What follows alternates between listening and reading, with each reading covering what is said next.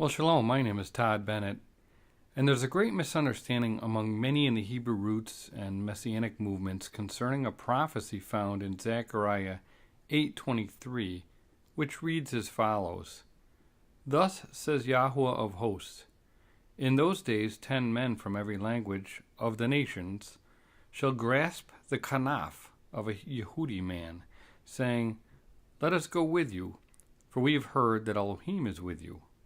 Now many who follow the Messiah and recognize the need to follow Torah read this passage and think that they've got to go out and find a Jewish person and ask them how to follow the Torah. The assumption is that those in Judaism have been following the Torah, and thus once a person discovers the need to keep the commandments, they should look to Judaism for guidance. Now some use this verse to actually justify submitting to Judaism and following the direction of the rabbis concerning how to obey the Torah. And this is a grave mistake, as we'll see by examining this passage further. You see, the kanaf is sometimes referred to as the fringe or the wing or the corner of a garment, and it's specifically connected with tzitzit, as we read in Deuteronomy 22:12. The primary commandment concerning wearing tzitzit is found in Numbers 15:38 through 40, which provides, Speak to the children of Israel, tell them to make tzitzit on the corners, kanaf, of their garments throughout their generations, and to put a blue thread in the tzitzit of the corners, kanaf. And you shall wear the tzitzit, that you may look upon it and remember all the commandments of Yahuwah, and do them, and that you may not follow the harlotry to which your own heart and your own eyes are inclined, and that you may remember and do all my commandments, and be set apart for your Elohim. So the tzitzit are specifically meant to remind us of the commandments so that we can do them, and the tzitzit are supposed to contain a thread of blue. Interestingly, most in Orthodox Judaism do not wear tzitzit with a thread of blue. Most wear only white tzitzit, and this derives from a tradition that the blue has to come from a special crustacean found in the Mediterranean. And so because they couldn't find that particular crustacean, they just ignored the commandment and put no blue in their tzitzit. Now, they've actually found a resurgence of this particular crustacean, and so some are actually using the blue, but the majority follow the tradition to just wear white tzitzit. So the specific commandment intended to remind us to obey the commandments through traditions is generally not properly obeyed by Orthodox Jews. Now, the idea of taking hold of the kanaf of a Yehudi man was meant to convey the notion that the nations would one day desire to learn how to obey the Torah. And I pose the question, how are the nations going to learn the Torah by taking hold of a tzitzit that lacks the blue thread, that lacks the very specific requirement for tzitzit? And of course the answer to that question is obvious, they're not. What people need to realize is that the Yehudi man referred to in Zechariah is Yeshua the Messiah, who was from the tribe of Yehuda. It's not talking about an Orthodox Jew. And the 10 men from every language of the nations represent the 10 tribes of the house of Israel, who were scattered to the 4 corners, the kanaf of the earth. You see, the 10 tribes, the northern tribes, were scattered by the Assyrians due to their idolatry. And this occurred after Israel split.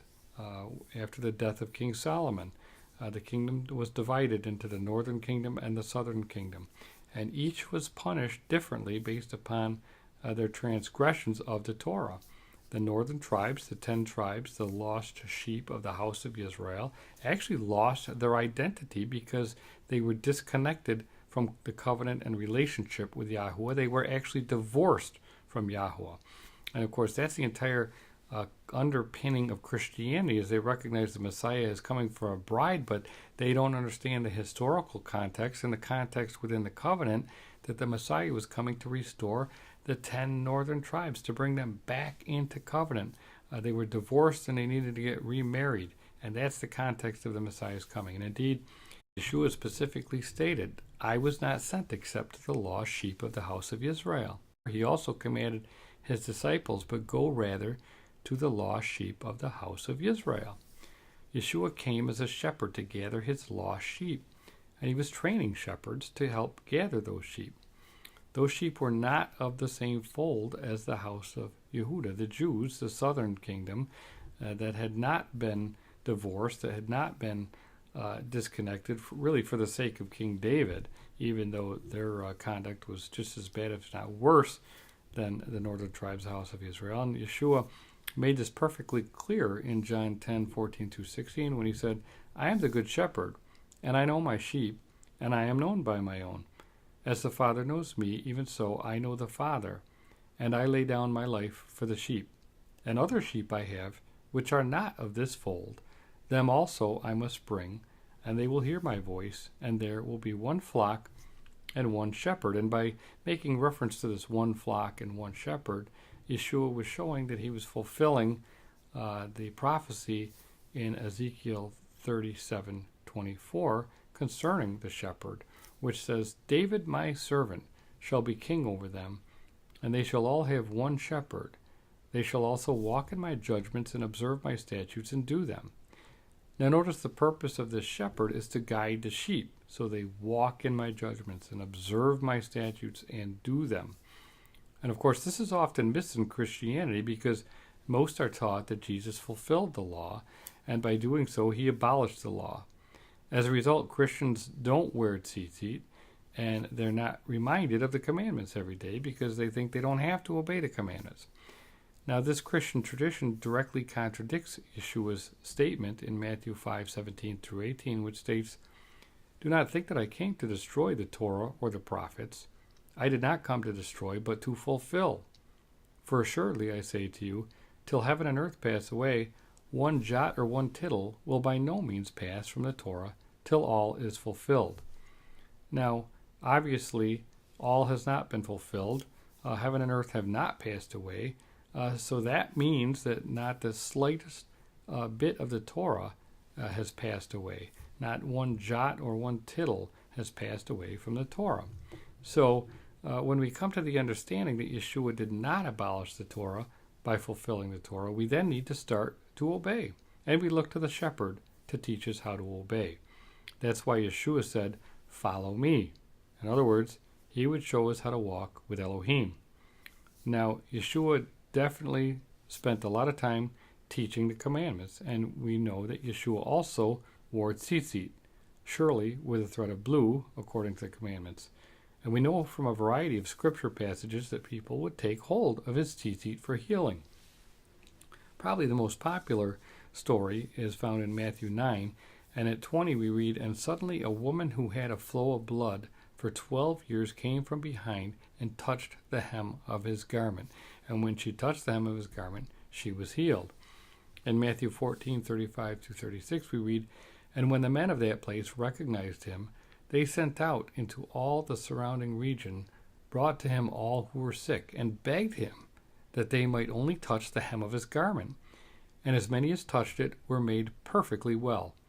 We read also in Mark 6:56, Wherever he entered, into villages, cities, or the country, they laid the sick in the marketplaces and begged him that they might just touch the hem of his garment. And as many as touched him were made well. So this was a very frequent and regular occurrence. The people would touch his kanaf, his tzitzit, for healing.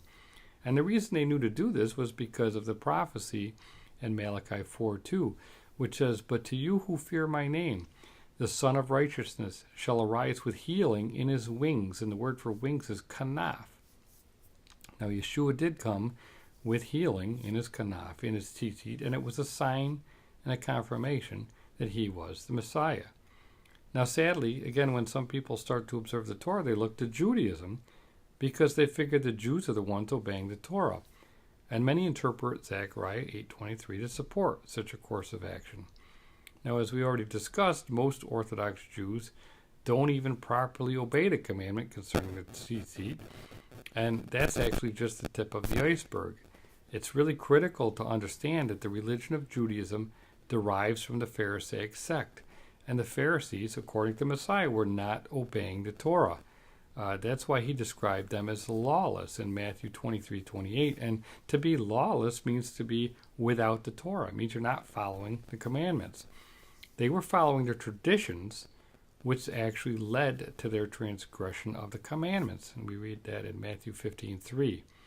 And the reason for this is because they were adding to and taking away from the commandments, which is specifically prohibited in Deuteronomy 4:2. Now, Yeshua specifically stated, "For I say to you that unless your righteousness exceeds the righteousness of the scribes and Pharisees, you will by no means enter the kingdom of heaven." And we read that in Matthew 5:20. In other words, they're not getting into the kingdom. Their form of righteousness, practiced through their traditions and man-made laws, was not sufficient to get them into the kingdom. The only righteousness that gets you into the kingdom is the righteousness defined by and through the Torah. Now, it's important to recognize that the Pharisees had developed a tradition where they thought they had the power to bind and to loose. And binding and loosing refers to the power to interpret the Torah.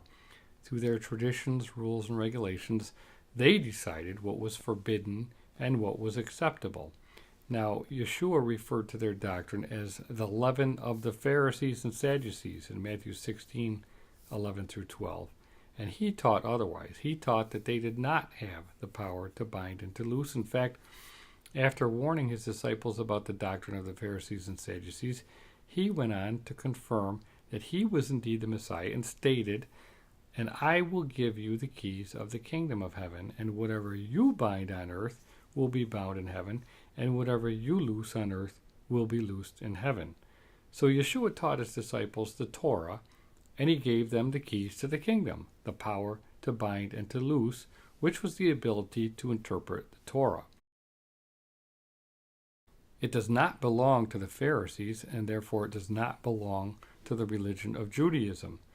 Yeshua gave this authority to his followers, and that's why he sent the Spirit, according to John 14:26 and John 16:13. The Spirit is there to guide us, to bring to remembrance, to instruct us, and to help us and comfort us.